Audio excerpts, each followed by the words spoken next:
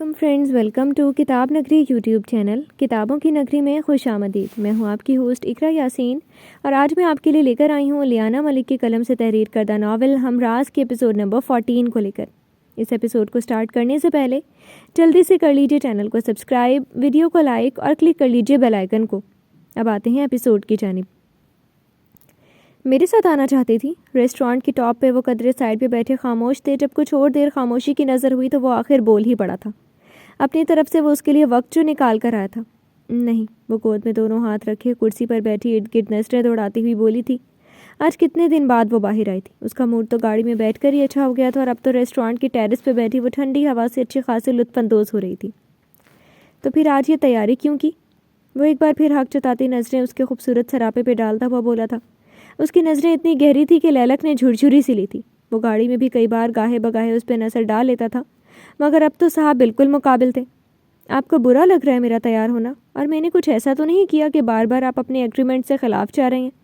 लैला का अंदाज़ काफ़ी वाज़ेह था, जबकि लहजा तंज से भरपूर था। आज़म ने कोई पहलू बदलने की कोशिश न की थी। पहला ये कि वो एग्रीमेंट तुम्हारे तहत था। दूसरा ये कि मैं चाहूँ तो अभी इसी वक्त ही उस एग्रीमेंट से कतई ताल्लुक़ कर सकता हूँ। और last but not the least, तुम मुझे बार बार अपने सो कॉल्ड एग्रीमेंट के रूल्स एंड रेगुलेशंस नहीं गिनवा सकती। मुझे पता है कि कब और कैसे क्या करना है, सो मुझे पढ़ाने की कोशिश मत करो। लहजा बहक बहक कर यही कह रहा था कि गफलत की दुनिया से बाहर आ जाओ, मगर सामने भी लैलक शाह थी। कैसे इतनी जल्दी और आसानी से समझ सकती थी, जबकि उसकी ज़िंदगी में सब जल्दी जल्दी ही हुआ था। हाँ, मैं आपको कैसे पढ़ा सकती हूँ? पढ़ाते तो आप हैं, वो भी ना जाने किस तरह। वो तंज आमेज लहजे में बोली थी, जबकि आज़म के जुमलों ने उसे सुकून बख्शा था। बेहतर और साफ मतलब यही था कि बेचैनी दोनों तरफ है। क्या ऑर्डर करना है? वो मेन्यू बुक उसके सामने करता हुआ बोला था। मलाई बोटी, Singaporean rice, chicken Mexican stick with sausage, mushroom sauce and breads. वो बिना मेन्यू बुक को देखे हुए बोली थी। नूरजहाँ बेगम की बात उसने जैसे याद दहानी कर ली थी। ये सब तुमने अपने लिए मंगवाना है? वह हैरत से उसे देखते हुए बोला था। वह इतना खाती होगी ये तो कहीं से वहम गुमान में ही नहीं था। और तो और उसका सरापा भी इस बात की मुकम्मल गवाही देता था। क्या वो नाजुक वजूद खाने का शौकीन था? आज़म के जहन में सवाल चमका था। जी नहीं, ये मैंने हम दोनों के लिए ऑर्डर करना है, वो पूरे एतमाद लहजे में हुए बोली थी। वाकई उसके चेहरे पर मुस्कुराहट फैली थी। मत करो मुझ पे ये जुल्म प्लीज़, मुझे वापस जाना है। वो उसके चेहरे पे फैली मुस्कुराहट देखकर दहल कर सोचने लगी थी वो क्यों उसकी मुस्कुराहट में खोती जा रही थी, कि उसका गुस्सा भी रोबदार अंदाज उसे अपना असीर करता जा रहा था। और अब तो फिर वो सूट में मलबूस इतना हैंडसम लग रहा था कि वो बार बार अपनी नज़रों का जाविया बदले जा रही थी। दिल तो जैसे सुस्त रवि अख्तियार कर चुका था, उसका साथ आखिर कहाँ बर्दाश्त कर पा रहा था। ऊपर से उसकी वजीह चेहरे पे आती जाती धीमी सी मुस्कुराहट। लैला खौफ के ज़ेर असर थी। और तुम्हें ये किसने कह दिया कि मैं तुम्हारे मंतखब किए हुए खाने को तरजीह दूंगा? उसके लहजे में अब संजीदगी थी। मैं आप पर ज़ोर ज़बरदस्ती नहीं कर सकती, क्योंकि ये हमारे एग्रीमेंट में नहीं था। आपको जो खाना है वो आप मंगवा सकते हैं, और पहले बस मैंने ऐसे ही कह दिया था। वो अपने लहजे को मजबूत बना के बोली थी। आवाज़ धीमी थी मगर लफ्ज़ सख्त थे। अपनी बात याद रखना। वो स्पॉट लहजे में कहता खाने का ऑर्डर दे चुका था। लैला खामोशी से इधर उधर नज़रें दौड़ाने लगी थी, क्योंकि अब उसे छेड़ना अपने लिए ही खतरा था। कहाँ जा रहे हैं आप? वह चंद मिनट बाद ही उसको कुर्सी पे से उठता देखकर तेज़ी से बोली थी। मुबादा वो उसको छोड़ के ही ना चला जाए। तुम्हें बताना ज़रूरी नहीं समझता। अपने कोट की पॉकेट में से वॉलेट और फ़ोन निकाल के टेबल पे रखता हुआ गुस्से से बोला था, और मिनट में ही वहाँ से गायब हो गया था। क्यों हर वक्त टॉर्चर करते रहते हैं? बच्चों को भी यूं ही डरा डरा के पढ़ाते होंगे। उसका वॉलेट और मोबाइल उठाकर उसकी ही नकल उतारने लगी थी।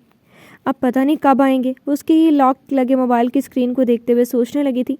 तभी कोई आज़म की छोड़ी हुई कुर्सी पर आकर बैठा था। आप आ गए? वह सुकून पाती हुई नज़रें उठाकर अपनी ही धुन में बोली थी, लेकिन जैसे ही सामने बैठे शख्स को देखा था उसके चेहरे की हवाइयाँ उड़ गई थी। मुझे पता है अब तुम्हारी ज़बान कोई लफ्ज़ अदा नहीं कर सकेगी। वैसे बडी मैं भी बुरा ऑप्शन नहीं था। इनफैक्ट अगर आज तुम मेरी बाहों में होती तो यूँ बेइज्जती तो ना होती तुम्हारी। वैसे बडी, एक बात तो बताओ, यूँ उसने रख लिया तुम्हें? अपनी सच्चाई बताई तो नहीं होगी तुमने? तुमने उसके आगे शायद ये कन्फेस कर ही लिया होगा, या उसे खुद ये मालूम हो गया होगा कि तुम मेरे साथ किस किस वक्त होती थी। हमारा वक्त तो तुम्हें नहीं भूला होगा, तभी तो इतनी ब्यूटी को स्लैप करके गया है। वो बोलता हुआ आखिर में हंसा था। यकीनन वो उनके माबैन पहले होने वाली गुफ्तगू सुन चुका होगा, तभी तो इतना शोर था। क्या हुआ मिस लैलक, चुप लग गई तुम्हें? हाँ। उसकी हंसी पे लैलक घबरा गई थी, जबकि उसकी मौजूदगी अपने करीब इतने दिन बाद देखकर ही वो अपने हवास खोने लगी थी। اس نے بنا کوئی لمحہ ضائع کیے بغیر اعظم کا والیٹ اور تھاما موبائل لے کر اٹھی تھی اور اس کو بنا کوئی موقع دیے بغیر وہاں سے بھاگی تھی۔ اس کی رفتار اتنی تیز تھی کہ جیسے کوئی پولیس اس کے پیچھے لگی ہو۔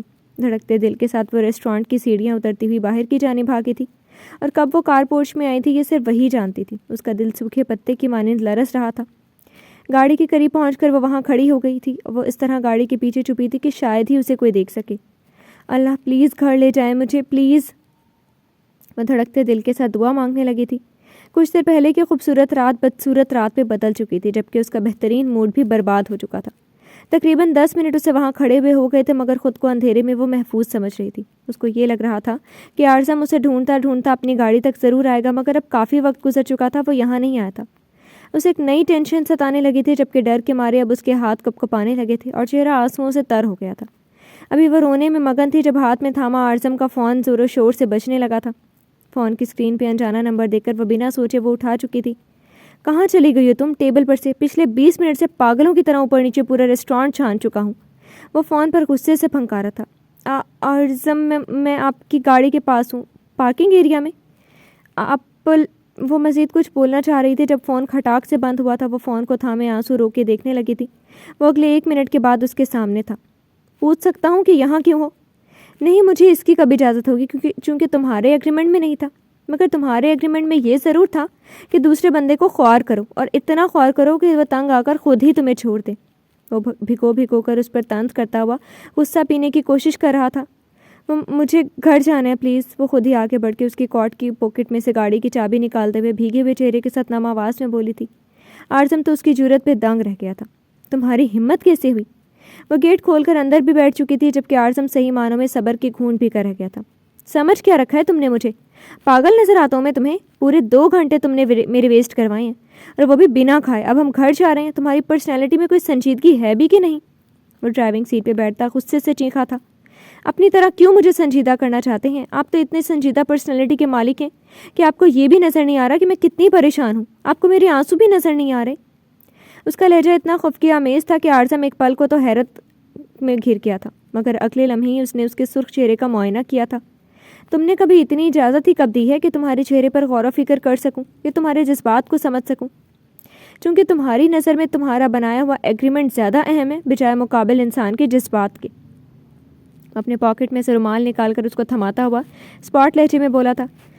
اب اسے اس لڑکی کے آگے کمزور نہیں پڑنا تھا، نہ ہی اس کی باتوں میں آنا تھا۔ وہ گاڑی سٹارٹ کرتا ایک نظر بھی اس پہ ڈالے بغیر زن سے گاڑی کو دوڑا گیا تھا، جبکہ لیلک اس کے نامشکل جملے کو بھی خاموشی سے سمجھنے لگی تھی۔ بھائی مجھے آپ سے بات کرنی ہے۔ وہ ڈائننگ ٹیبل پہ بیٹھی کب سے ان کے آنے کا انتظار کر رہی تھی۔ گھڑی نے 11 بجا ہی دیے تھے۔ اب بھی وہ نہیں آتے تو وہ کمرے میں چلی جاتی۔ ان کو آتا دیکھ کر اس نے سکون کا سانس لیا تھا، جبکہ اریحا نے اسے لاؤنج میں ہی روک لیا تھا۔ کیا بات کرنی ہے اب تمہیں؟ وہ راستے پر خود پہ قابو پاتے ہوئے گھر پہنچا تھا، اور اب اریحا کے لیے وہ بالکل نہیں رک سکتا تھا۔ آپ اس طرح غصے سے بولیں گے تو کیسے میں بتاؤں گی؟ آپ فریش ہو کر آئیں، میں چائے بناتی ہوں آپ کے لیے۔ وہ اس کا اسپاٹ انداز دیکھ کر بولی تھی۔ کوئی ضرورت نہیں ہے، میں اب سونے جا رہا ہوں، تم سے باتیں صبح ناشتے پر ہوں گی۔ وہ کلائی پہ بندی گھڑی دیکھ کر اسے سرے سے ہی انکار کر چکا تھا۔ ابھی بات کرنی ہے بھائی مجھے۔ آ رہا ہوں چینج کر کے، بناؤ چائے۔ وہ ضد کرنے لگی تو آخر وہ مان ہی چکا تھا۔ 5 منٹ بعد ہی وہ کچن میں آ گیا تھا۔ اریحا نے چائے کپ میں نکال کے اس کے سامنے رکھی تھی۔ کچھ سنیکس، چائے اتنی سادہ۔ اسے خالی پیٹ میں چائے اتارنا مشکل لگ رہا تھا، مگر کھانا مانگ کر بھی اپنی بے عزتی نہیں کروا سکتا تھا۔ اریحا نے چپس اور بسکٹ ریپر سمیت اس کے سامنے رکھے تھے اور خود دوسری کرسی پہ اس کے مقابل بیٹھ گئی تھی۔ کافی خاص بات ہے ہاں؟ وہ بسکٹ چائے میں ڈپ کرتا ہوا بولا تھا۔ بھائی آپ نے لیلک بھابھی سے شادی کیوں کی؟ اس کے سوال پہ اعظم لمحے بھر کو چونکا تھا، مگر پھر کہانی تو سنانی تھی۔ کیونکہ اسے پسند کرتا تھا۔ اس کے اتنی آسانی سے کہنے پر اریحا کو کچھ ڈھارس ملی تھی۔ محل اچھی نہیں تھی کیا؟ اس کے دوسرے سوال پر وہ ہاتھ روک کر اب اسے غور سے دیکھنے لگا تھا۔ کیوں پوچھ رہی ہو تم؟ اس کے فضول سے سوالات پہ بولا تھا۔ آنسر میں بھائی، محل اچھی لڑکی ہے اور تھی بھی، مگر میں نے اس کے لیے فیل نہیں کیا تھا، اور میں لیلک میں بھی دلچسپی رکھتا تھا۔ اگر لیلک نہ ہوتی تو محل ہی میری بیوی ہوتی۔ وہ تحمل سے اسے جواب دیتا چائے کے سپ لینے لگا تھا۔ آپ نے ٹھیک کیا بھائی کہ شادی اپنی مرضی کی لڑکی سے کی۔ وہ آپ خوش ہیں تو اور ویسے بھی شادی ایک بار ہی ہوتی ہے بھائی۔ جس طرح آپ نے محل کی بجائے لیلک سے شادی کی، اسی طرح میں آپ کے دوست عامر سے شادی نہیں کر سکتی، کیونکہ میں بھی اس انسان کے لیے کچھ فیل نہیں کرتی۔ تو پلیز بھائی آپ انہیں انکار کر دیں۔ وہ بہت ہی آسانی سے اپنے اصل مدعے پر آ گئی تھی۔ اعظم نے کپ دھیرے سے سوسر پہ رکھا تھا اور اس سے مخاطب ہوا تھا۔ دامیر کے علاوہ تمہارے پاس کوئی آپشن ہے؟ چونکہ میرے پاس آپشن لیلک تھی تو میں نے محل کو انکار کیا تھا۔ مجھے سچ سننا ہے صرف، اگر کسی میں دلچسپی رکھتی ہو تو بتاؤ۔ عریہ اسے اتنے بے باک انداز پہ شرمندہ ہو گئی تھی، وہ کچھ کیسے اس سے شیئر کر سکتی تھی، اور کیا شیئر کرتی؟ کچھ ہوتا تو شیئر کرتی۔ بھائی میرے پاس ایکچولی لسن عریہ، لیلک اور میں ایک دوسرے میں انٹرسٹڈ تھے، تبھی یہ سب ہوا۔ یہاں یک طرفہ رشتے نہیں چلیں گے۔ تم ابھی بچی ہو، ان سب کا تمہیں نہیں معلوم۔ کون ہے؟ کیا کرتا ہے؟ کلاس میٹ ہے؟ عریہ اس کے سوالوں پہ پریشان ہو گئی تھی۔ وہ بھائی ایسی بات نہیں ہے، مجھے کسی میں بھی انٹرسٹ نہیں ہے، مگر تعمیر کے لیے میں نے کچھ فیل نہیں کیا اور نہ ہی میں فیل کر سکتی ہوں۔ پلیز آپ انکار کر دیں۔ وہ اس کے سوالوں پہ گھبرا ہی گئی تھی۔ تمہارا یہ فیصلہ سراسر بے وقوفانہ ہوگا عریہ۔ تعمیر بہت اچھا شوہر ثابت ہوگا تمہارے لیے۔ بچپن سے ساتھ رہا ہوں، اس کی پرسنالٹی کے ہر پہلو سے میں واقف ہوں، اور تمہاری اتنی سی وجہ کے بنا پہ اس کو میں انکار نہیں کر سکتا۔ بہتر یہی ہے کہ تم مائنڈ کو میک اپ کرو، کیونکہ آنے والے اتوار کو ہو سکتا ہے چھوٹی سی رسم ہو جائے۔ وہ دو ٹوک لہجے میں بولا تو عریہ گنگ سی اسے دیکھے گئی تھی۔ آپ میرے ساتھ زبردستی نہیں کر سکتے، وہ تل ملائی تھی۔ نو مور ڈسکشن عریہ، ابھی تم بچی ہو، معاملات کو نہیں سمجھتی۔ آج سے کچھ سال بعد ہمارے اس فیصلے کو تم ہی سب سے زیادہ سراہو گی۔ شبہ خیر، وہ کرسی سے اٹھتا ہوا بولا تھا۔ عریہ شاک سی بیٹھی رہ گئی تھی۔ ہر طرف سے اسے ایک ہی جواب سننے کو مل رہا تھا۔ اس کی آخری امید آرزم ہی تھا، اور وہ بھی اسے مایوس کر گیا تھا۔ عریہ سے بات کر کے وہ کمرے میں آیا تو اس کا فون بج رہا تھا۔ رات کے 12 بجے تعمیر کا فون دیکھ کر اسے حیرت ہوئی تھی۔ وہ فون لے کر کمرے سے منسلک بالکنی میں چلا گیا تھا۔ اب تمہیں کیا مسئلہ پڑ گیا آدھی رات کو؟ وہ فون کان سے لگا کے تھکے ہوئے انداز میں بولا تھا۔ پہلے بھی میں اس وقت ہی تمہیں کال کرتا تھا، اور اب مجھے لگتا ہے میرا اس وقت فون کرنا تمہیں بہت کھلا ہے۔ اس بات سے میں یہ اخذ کر سکتا ہوں کہ لیلک کے ساتھ تمہارے تعلقات بہتر ہو رہے ہیں۔ دوسری طرف سے تعمیر کی آواز اور جملوں نے اسے جھنجھلا دیا تھا۔ کام کیا ہے وہ کہو تعمیر، فضول کے ٹاپکس مت شروع کرو، وہ جھنجھلایا تھا۔ کام یہ ہے کہ کل میں تمہاری سس کو شاپنگ پہ لے کے جانا چاہتا ہوں، اگر تمہیں برا نہ لگے تو۔ کوئی ضرورت نہیں ہے ان خرافات میں پڑنے کی، اور ویسے بھی عریہ ان سب کے لیے راضی نہیں ہے۔ انفیکٹ مجھے یہ بتاتے ہوئے اچھا نہیں لگ رہا، وہ تمہیں پسند نہیں کر پا رہی اور نہ کسی رشتے کے لیے راضی ہے۔ مگر تمہاری فیلنگ سے میں ایک عرصے سے واقف ہوں، تو نہ چاہتے ہوئے بھی میں اپنی بہن کی بجائے تمہارا ساتھ دے رہا ہوں۔ اس لیے میں پہلے سے ہی بتا رہا ہوں کہ اس کے ساتھ مزید زبردستی نہیں کر سکتا۔ تم بھی اپنے جذبات کو قابو میں رکھو، اور ان ڈیٹس کو بھی، سمجھ گئے؟ آخر میں آرزم نے تائید چاہی تو تعمیر محض سر ہلا کے رہ گیا تھا۔ ٹھیک ہے، پھر کل بات ہوگی، شبہ خیر۔ وہ ہاسپٹل میں اپنے روم میں بیٹھا اب تک فائل کو کھولے اسے دیکھنے میں محو تھا۔ 3 دن سے وہ انتظار میں تھا، اور اس کا انتظار ختم ہی نہیں ہو رہا تھا۔ تنگ آ کر اس نے مسز حشام کو فون ملایا تھا۔ موم، جواب آیا ان کی طرف سے؟ اس بات کو ہفتہ ہونے لگا تھا جب وہ اس کا پرپوزل محال کے لیے لے کر گئی تھی، مگر اب تک ان کی طرف سے کوئی رسپانس نہ پا کر زارا کا سلمانوں میں پریشان ہو گیا تھا۔ اسے کوئی کیوں انتظار کروا سکتا ہے؟ اسے سمجھ نہیں آ رہی تھی۔ وہ ایک دم پرفیکٹ لڑکا تھا، مگر پھر بھی اس کے حصے میں انتظار تھا۔ بعض چیزیں پرفیکشن کے ساتھ بھی نہیں ملتی۔ یہ بات اسے اب سمجھ آئی تھی، ورنہ اس میں ہر خوبی موجود تھی جو ایک لڑکی چاہتی تھی۔ آج کل میں آ جائے گا بیٹا، لڑکی والے سوچنے میں وقت لیتے ہیں بیٹا، اور چونکہ وہ اس کی بڑی ماما ہے تو اس کا رشتہ کرتے ہوئے وقت ضرور لیں گی۔ تم فکر نہ کرو، کچھ دن میں آ جائے گا جواب بھی۔ وہ اسے اپنی طرف سے مثبت انداز میں سمجھا چکی تھی۔ ان کا اتنا میچور بیٹا ایک معمولی سی لڑکی کے پیچھے یوں پاگل ہوتا نہیں دیکھ سکتی تھی۔ مگر موم، اور کتنا ٹائم؟ آپ ایسا کریں، انہیں فون کر لیں، وہ فکر مندی سے گویا ہوا تھا۔ ایسے کیسے میں فون کر لوں بیٹا؟ 1-2 دن اور رک جاؤ، ان کا فون نہیں آیا تو کچھ کرتی ہوں۔ تم اپنے کام پر دھیان دو، ہر وقت یہی سوچتے رہتے ہو۔ وہ اس کی فکر مندی اور سوالات سے پریشان آ گئی تھی۔ اس پورے ہفتے میں وہ ہر رات اس لڑکی کے بارے میں ذکر کرتا تھا۔ اوکے موم، وہ مایوس ہو کر فون رکھ چکا تھا۔ نمبر تو اس کے پاس بھی فائل کے اندر پڑا تھا، مگر خود سے فون کرنے کی اس کی ہمت نہیں بن رہی تھی۔ آج کا عام دن بھی بہت خاص بن گیا تھا۔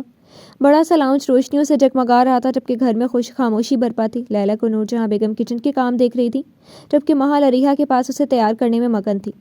میرا دل نہیں مان رہا محال۔